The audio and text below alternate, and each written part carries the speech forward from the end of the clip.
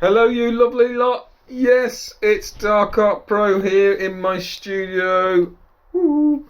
Nice to see you all. Thanks for tuning in again. I hope you enjoyed the last series of videos on my lovely alien xenomorph. I know it took a while, but that's just the way it does. Artwork takes a while. So I appreciate you tuning in again. Thanks for following or subscribing. Really appreciate your help and support with my artwork. So what I thought I'd do is quite a quick video really, just about my compressor setup. I thought I'd show you what I do because I've talked about it before on my videos and not really shown you, so I thought, well, I'll show you now. Well, I had a bit of tidy around my studio, my bijou little studio.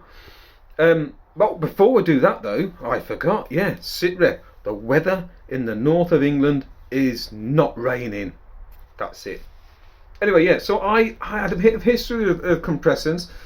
There's lots of different types out there, and I spent ages, I don't know about you guys, looking for what compressor can I use, what can I get, what can I afford, what's the best type, what's quiet, what can work, what's going to keep what's going to be reliable. And it's a bit of a minefield. I'm sure there's billions of videos out there about the best compressors. When I came to a bit of a head, I think I used one of the smaller desktop compressors for a while, and I thought, well, that's all I could afford when I first started. Got this desktop compressor, and then it was going right, it was going okay, but then I'd spent ages getting into art. I might spend 3-4 hours on a piece, even longer, and it was just burnt them out. It burnt them out. It was probably a cheap one from China maybe, or a cheap one from wherever it was. And it just wasn't lasting. I don't know about the Iwata ones, the smaller desktop ones. I don't know how good they are. They're probably better quality make, and I'm sure they would last really well.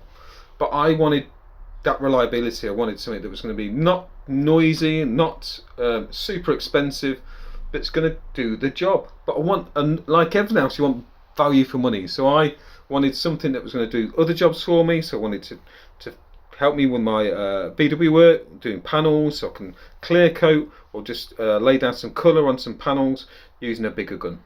So I went big. Yes. No, I went big, bit American style. Yeah, we're going big. So I thought, well, I did some research. I looked online, and I wanted a large compressor. So I thought, well, I'm going for it. 50 litres. We're getting a 50 litre that could probably do a car if I wanted. Not going to do a whole car. I might do a panel on the car, I might do a bonnet, I might do like this long panel which I'm going to show you in a minute for this T5, especially for smaller sections. Perfect. And I can use it different air guns, I can use different air tools. And what does my airbrush use? These little fellas, they use air. They don't need a lot of air, they're only little tiny things. So I bought a 50 litre Rias compressor. I'm sure you're different mates, you can get whatever you like, but I mean, it's solid. These things are solid. Right, I'm going to pan round quick, well, slowly, so you can see. Here we go. Stormtrooper keeps looking at me like, finish me. Keep going round, keep going around, keep going around, keep going around, and down we go. There it is.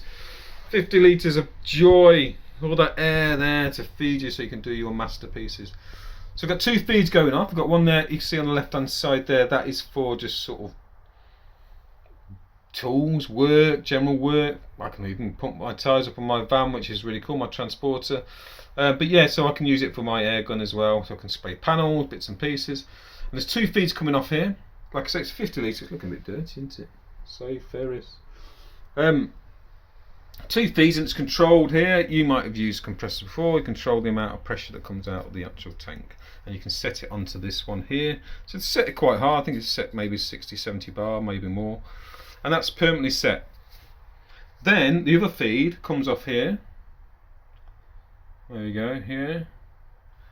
And this feed feeds my airbrush. So it goes down here, across, and then from all my lovely compressors that I managed to destroy, I took off a regulator.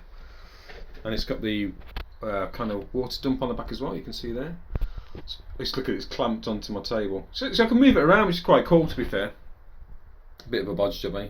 But anyway, so yeah, from the compressor, it goes right through into the side of the regulator, and then I've got access here to adjust whatever pressure I want to hand. So I don't want to cover up.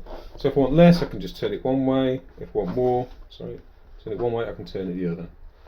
So it's really handy. It's to hand on my desk here, so I can just reach to the left. If I'm using my micron, I can just maybe drop the pressure a little bit. If I'm using my HPC, I can just maybe raise it, especially when I clean it as well. And it works perfectly. It's absolutely brilliant. I will probably get another better one, but do you know what I mean? I'm into recycling, people, and I like fixing stuff. So there you go. There then goes through there. It's set at 30 bar. 30 bar. And then the air comes through here, and then this feeds my airbrushes, my lovely airbrushes, with this quick release. Now, if you have not had one of these, get one. They're absolutely brilliant. I think I've got a few. Just saves a lot of time, and you get little air blocks. Same on the bottom there. There you go. There's the quick release airbrush connector. It just clicks on, and you go through each one. There you go. Well worth the few pence they are, or a few quid. Get them. So yeah, so that's what it is. So I can charge this. I'll just come around again. So I can charge that compressor. I do one charge. It's noisy, don't get me wrong, it's noisy. When it goes off, it's noisy. One charge will last me half a day, probably a bit more, because these guys don't need a lot of air. And then I'll charge it, go and have some lunch, make a big noise, then it's done again. And then I have quiet airbrushing. I don't have the compressor going off. It feeds it enough. Yeah, so it works for me. Now, I know it's probably not the most ideal for everyone. They can't have that in their house or in their cellar or whatever. But it's just showing you one option of how to set up a compressor.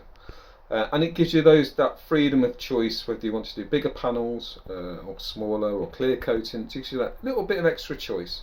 I know you can get larger compressors that are silent, cost a lot of money. I know that they'll cost quite a lot of money, like everything does. So you go for what you can afford. But that's my setup. Now I hope you enjoyed that little look around. I'm going to show you this. I've got a few things to talk about just before I go. I'll just pan around again. Pass our hand there. Oh, that's a project there. Halo shotgun. Can't resist it. It's gonna look like a real shotgun by the time I finish with it. Anyway, we go across there, a bit of Gundam, lots of paints, we love the paints. We go at the top here, 3PO. There's a little xenomorph we did the other day. That's A4 size, I think. And then to the right of that, we've got the Cagdane fuel flap. Now, talking of fuel flaps, my friend at T5 Spares, who's incredible. I'm doing the Clockwork Orange, and if you look on Instagram and see Clockwork Orange van, that's what we're doing together. We're doing this project. He's an incredible guy, really cool. He breaks and he repairs and he supplies spares for T5 transporters. So if you've got one, get on it. Check him out. He's on Instagram, he's on Facebook. Really nice guy, offers advice. Honest man, yeah, really cool. He was kind enough to send me some lovely fuel flaps. I think I've got about 4 or 5, and boy, I've got some nice plans for them. Yeah, so I'll be showing you how to customize some T5 fuel flaps. These lovely little fellas up here, sent by Dave at T5 Spares. Check him out. Really do check him out, because I might even put a link on the doofer if I can, because I'm trying to be more tech savvy. Yeah, so check him out, and we're going to do some of those T5 fuel flaps, and I'll show you how to clear coat as well, prep clear coat, because they're nice size. It's my bread and butter, my little cup of tea. I love doing them. I'll just pan him around again, just go down.